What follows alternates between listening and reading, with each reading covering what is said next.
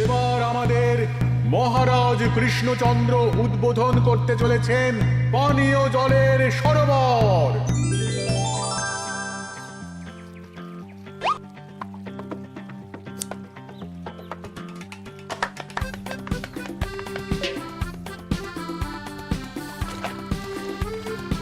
এই নাও রানী, আজ এই জলে রাজবাড়ির রান্না হবে।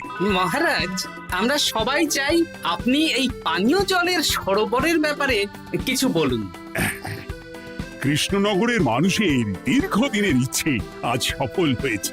আমাদের রাজসভার সকল সভাসদদের জন্য এতদিন পরে একটা পানীয় জলের সরোবর হয়েছে। প্রত্যেক সপ্তাহে এই সরোবরে বিজ্ঞানীর বানানো রাসায়নিক মেশানো হবে, যাতে জলে কোনো রকম জীবাণু না থাকে। এই জল রান্নার কাজে ব্যবহার করা যাবে এবং পরিশুদ্ধ করে বা ফুটিয়ে পান করাও যাবে। আরে সবাই দাঁড়িয়ে আছো কেন? হাততালি দাও, হাততালি, হাততালি। এই হাততালি তোমাদের সকলের প্রাপ্য, কারণ তোমাদের প্রত্যেকের 2 মাসের বেতন তোমরা দান করেছো বলেই অর্থাভাব থাকা সত্ত্বেও এই সরোবর এত তাড়াতাড়ি বানানো সম্ভব হয়েছে। এছাড়াও নিজেরা মাটি কাটা থেকে শুরু করে সকল কাজে সহযোগিতা করেছো, এটাও অনেক বড় ব্যাপার। আবার হাততালি। মহারাজ, এই আনন্দে কি খাওয়া দাওয়া হচ্ছে? খাওয়া বিশ্রাম সব হবে। আমি আর রানী একটু সমুদ্রে ঘুরতে যাব, তাই আগামীকাল থেকে 1 সপ্তাহ রাজসভা ছুটি। তোমরা নিজেদের মতন আনন্দ করো, বিশ্রাম নাও। টানা 1 সপ্তাহ ছুটি? হ্যাঁ, টানা 1 সপ্তাহ। কি আনন্দ! এবার হাত পা ছড়িয়ে শুধু আয়েশ করব। আমিও এই কদিন অনেক থকল গেল। এটা চাই ওটা চাই, তারপর সব মালপত্র বওয়া, মাটি স্থানান্তরিত করা, সব কাজ করেছি। এবার বিশ্রামটা চাই। কি বলো গোপাল? হ্যাঁ, ঠিক বলেছো সেনাপতি। তবে আমি আমার ব্যায়ামটা কিন্তু চালিয়ে যাব। সে চালাও, শরীরটা ধরে রাখতে হবে তো।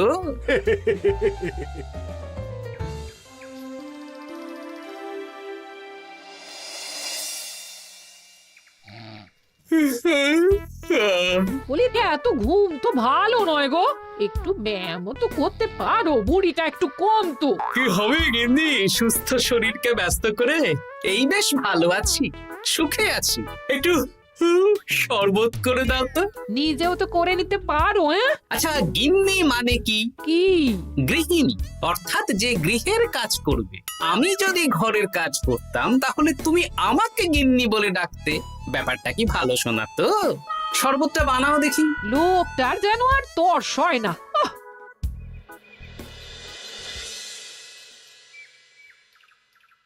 এই 137, হ্যাঁ 138, হ্যাঁ 139, হ্যাঁ 140।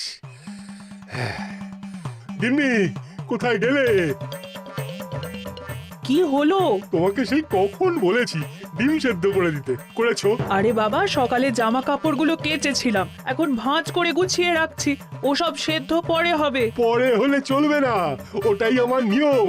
উঠবোস করে 4টে ডিম সেদ্ধ আর মুগুর ভেজে 4টে কাঁটালি কলা। নিজে সেদ্ধ করে নাও, আমি পারলাম না। তুমি যে কাজটা করছো সেটা রেখে আমার ডিমটা আগে সেদ্ধ করো। আমি 250টা উঠবোস শেষ করেই খাবো। 141, হ্যাঁ 142।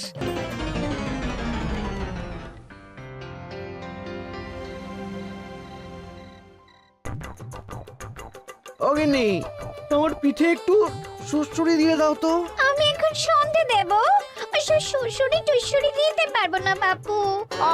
তুমি তুলতুলে হাতে সুড়সুড়ি দিলে ঘুমটা তাড়াতাড়ি চলে আসবে। সন্ধেবেলা ঘুমোবে কেন? যাও একটু পায়চারি করে এসো। না, এখনো তো পায়চারি না, এখন শুধু বিশ্রাম। দাও দাও দাও দাও, সুড়সুড়ি দাও, সুড়সুড়ি দাও। এই লোকটা জ্বালিয়ে মারলো। গিন্নি, একটু ওই কাঁচা লঙ্কা, কচি শসা, কুচো পেঁয়াজ আর ওই সর্ষের তেল দিয়ে মুড়িটা মাখো, বুঝলে? তুমি তো নিজেও মেখে নিতে পারো বাপু, সবকিছুতে আমাকে কেন আদেশ করো? আদেশ না লক্ষ্মী বউ, আমার অনুরোধ। তোমার মতন মুড়ি কি আমি মাখতে পারি? না না না, মেখে বেলা দেখি, মেখে বেলা। একটা কাজ নিজের হাতে করবে না। কি জ্বালাতন রে বাবা।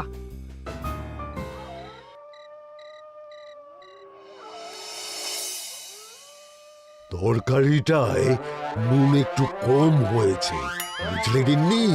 একটু ওই নুনটা দাও তো। এই সামান্য ব্যাপারে এত রাগ করার কি আছে?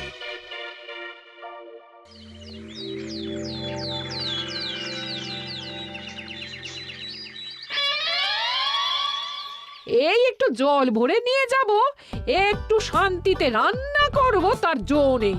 কর্তা বাড়িতে আছে, আমার হাড় মাস জ্বালিয়ে দেবে। আমার দুঃখের কথা আর কি বলি দিদি ভাই, সারা দিন এটা ওটা বায়না তো ছিলই, কিন্তু এখন ছুটি পাওয়ার পর থেকে যেন বায়না বেড়ে গেছে। আমার কর্তা তো এমনিতেই আরাম প্রিয়, এখন দেখছি ঘর থেকে বেরোতেই চাইছেন না। সারাক্ষণ শ্বশুরে দাও, এটা খেতে দাও, হাত পা টিপে দাও। আর যদি না কথা শুনে উল্টে বলি নিজে করে নাও, তাহলেই বাবুর গোসা হয়। যদি অভয় দেন তাহলে ছোট মুখে একটা বড় কথা বলবো। বলো বলো। আপনারা একটা কাজ করতে পারেন, যখনই আপনাদের কর্তারা আপনাদের কিছু একটা কাজ করতে বলবেন, তখনই বলে মুখ ঘুরিয়ে নেবেন, দেখবেন তারপর সেই কাজ নিজেই করে নিচ্ছে। কিন্তু এতে যদি রাগ করে? রাগ করে আর করবেটা কি, সেই তো দিনের শেষে নিজের ঘরে নিজেকেই ফিরতে হবে। বরং আপনাদের এড়িয়ে যাওয়া দেখে ভাববে আপনারা হয়তো রেগে আছেন, তেতে আছেন, সেই ভয়ে নিজেরাই নিজেদের কাজ করে নেবে। ঠিক বলেছো বুচির মা।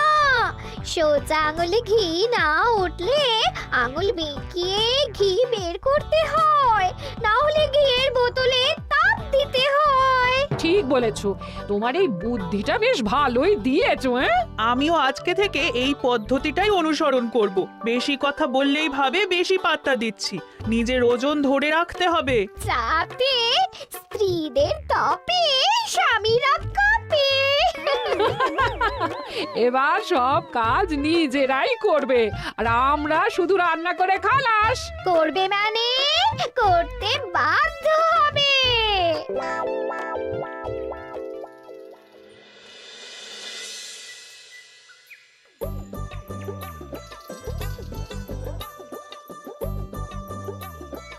কই গো গিন্নি, বাজারের থলেটা ধরো।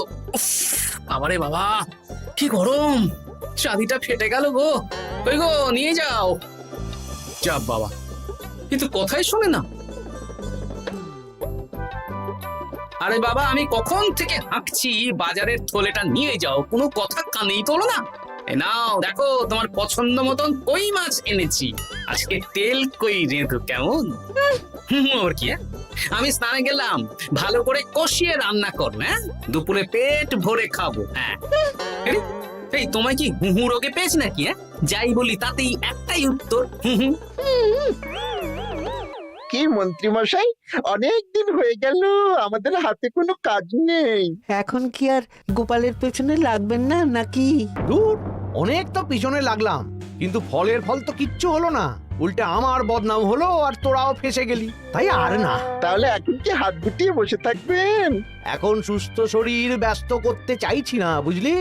পুজো ছাড়া তো সেইভাবে বড় ছুটি পাই না, কিন্তু অনেক বছর পর এক সপ্তাহ টানা ছুটি পেয়েছি, তাই এই ছুটিটা খেয়ে দিয়ে আয়েশ করে উপভোগ করতে চাই।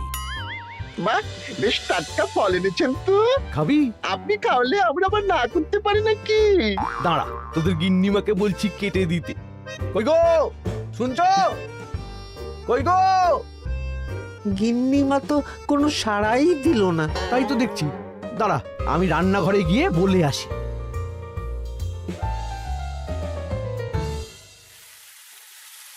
কই গো, শুনছো? বটা ঘটাকে কয়েকটা ফল কেটে দাও না, বেচারাগুলো খেতে চেয়েছে। আবার কি, না হয় তরকারিটা হয়ে গেলে কেটে দিও। এ তো মহা মুশকিল। দূর বাবা। কি বললেন গিন্নিমা? মানে মানে বলে মুখ ঘুরিয়ে নিল। হয়তো উনি ব্যস্ত আছেন, সেটা কোনো ব্যাপার না।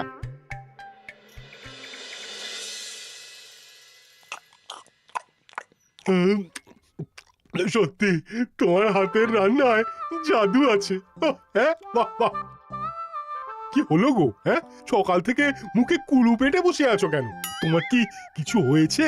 হুম ওই দেখো আবার হু হু করে। দাও দেখি, আর একটু ভাত দাও। হুম কি গো, ভাত দেবে না? হুম আরে বাবা, তোমার কি রাগ বা অভিমান কিছু হয়েছে? এ তো দেখি কিছুই বলে না।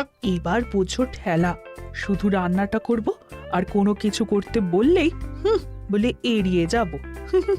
বাধ্য হয়ে নিজেই কাজ করে নেবে।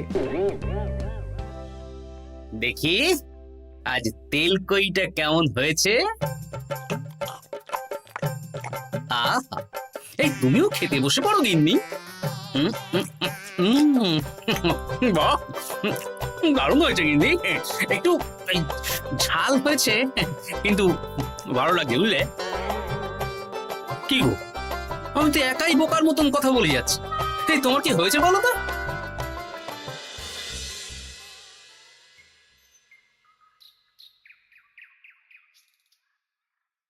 গিন্নি, মুদিখানা থেকে মাসকাবারি সব নিয়ে এসেছি। এবার জায়গার জিনিস জায়গায় ভরে ফেলো তো। কি হলো গো, ভরবে না? কি গো, রাগ করেছো আমার ওপর? নিচে নিচে ভরো ভরো নিচে।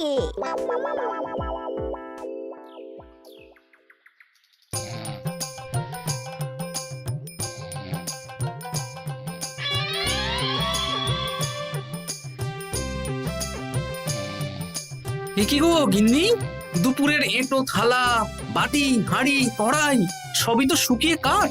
এগুলো মাজবে কখন? আরে, এই কি শুরু করেছো বলো তো? শুধু হু হু করে যাচ্ছ। কিছু জিজ্ঞেস করলে হয় চুপ করে আছো, নয়তো হু হু বলছো। বাসনগুলো মাজবে না? হ্যাঁ, রাতে রান্না বান্না করবে না নাকি? আরে, এ তো আজব ব্যাপার। না, আমাকেই দেখি বাসনগুলো মেজে ফেলতে হবে। বাড়িতে তো আর 5টা দাস দাসী নেই।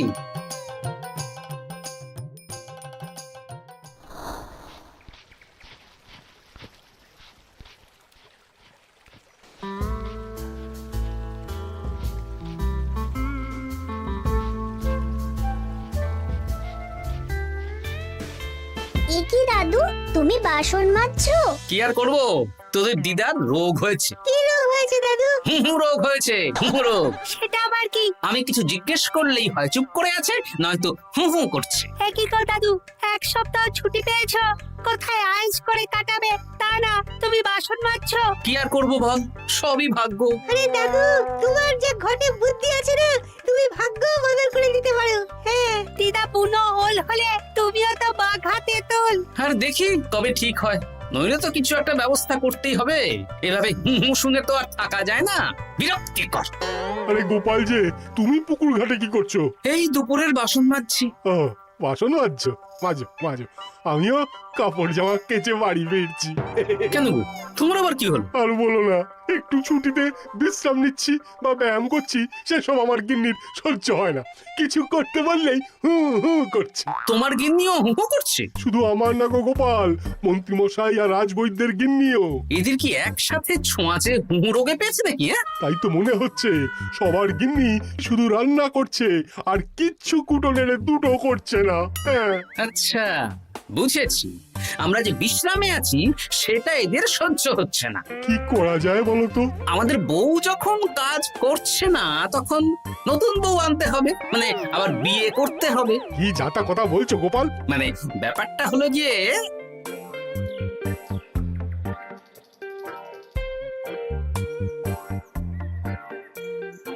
হ্যাঁ, দারুণ বুদ্ধি।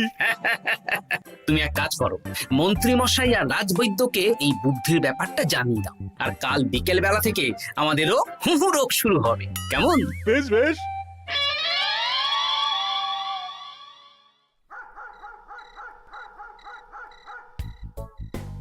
অগিন্নি, বাসনগুলো সব মেজে এনেছি, এবার তো ওঠো। রাতে রান্না করবে তো? এই তো ওষুধে কাজ দিয়েছে।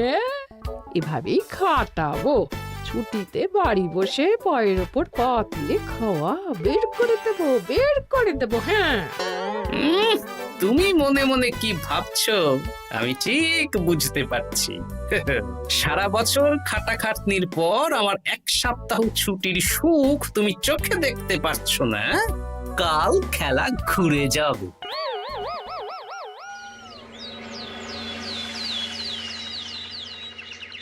আজ থেকে আমার আর কোনো উপকার তোমাকে করতে হবে না গিন্নি। আমি নিজের ব্যবস্থা নিজেই করে নেব। হ্যাঁ, মানুষটা সেজে গুজে গেল কোথায়? চললাম। কোথায় যাচ্ছি? গলায় মালা, এত সাজগোজ, কি ব্যাপার? বাবারে বাবা, আতরের গন্ধে ঘরটা ম ম করছে। এলাম। হুম।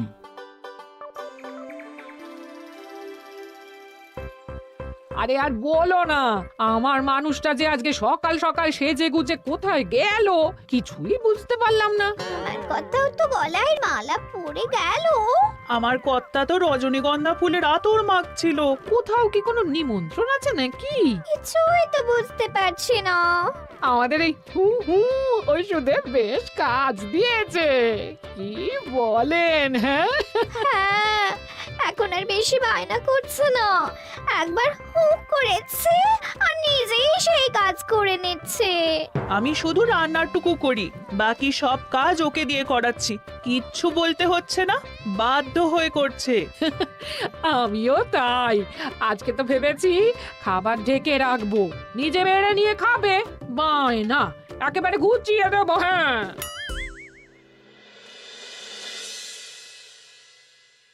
সকাল থেকে সন্ধে হয়ে গেল, বাড়িতে এখনো এলো না। মানুষটা কোথায় গেল রে বাবা? এসো এসো নতুন গিন্নি, এসো। আজ থেকে তুমিও এই সুখের সংসারের সমান অংশীদার। এই এই এই এই এটা কে? হ্যাঁ? তুমি টোপর পরে এসেছো কেন? হ্যাঁ, নতুন গিন্নি, তুমি আমার পুরনো গিন্নির কথায় বেশি কান দিও না। আমি যা বলবো তাই শুনবে। তুমি আমার জন্য রান্না বান্না করে দেবে তো? আমি একটু একটু বায়না করবো, সব শুনবে তো? তুমি বিয়ে করেছো? ও মা গো, আমার কি সর্বনাশ হলো গো!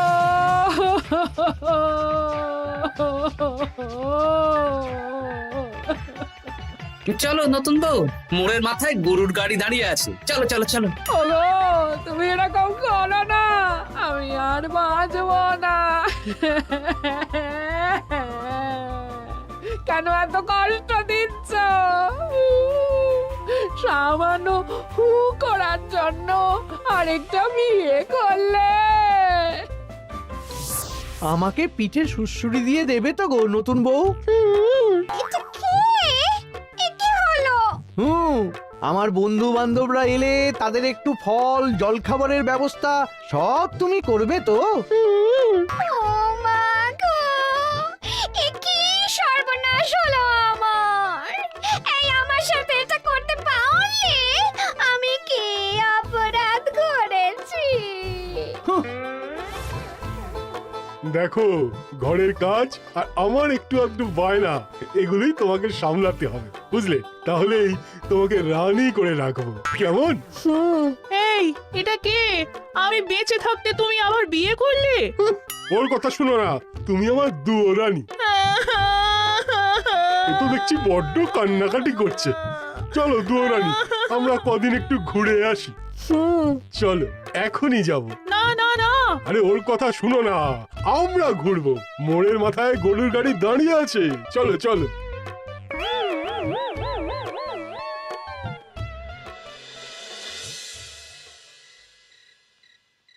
এখন আবার ঘুরতে যাচ্ছ? কি আর করবো বলো, আমরা সামান্য এক সপ্তাহ ছুটি পেলাম, ভাবলাম একটু আয়েশ করে থাকবো, কিন্তু তোমাদের সেই সুখ সইল না, তাই আমি মানছি আমি ভুল করেছি, তা বলে তুমি আরেকটা বিয়ে করে নেবে? ওকে মালা পরানোর সময় তোমার বুকটা একটু কাঁপলো না? আমার মুখটা মনে পড়লো না? এটা তুমি কেন করলে? আমাকে একটু বুঝিয়ে বলতে আমি আবার আগের মতো তোমার ছোট ছোট বায়নাগুলো পূরণ করে দিতাম। তার জন্য বিয়ে করলে? তুমি কি নিষ্ঠুর? হ্যাঁ? তোমরা সবাই নিষ্ঠুর। নিজেদের একটা স্ত্রী থাকতে আবার দ্বিতীয় বিয়ে।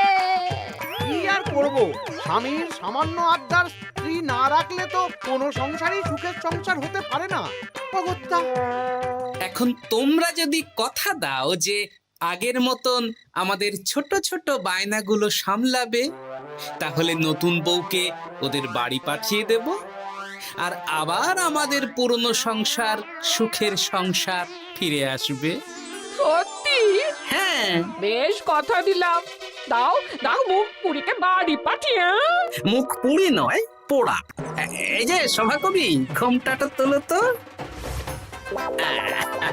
কটা ঘুমটা তোল। ঘটা ভোলা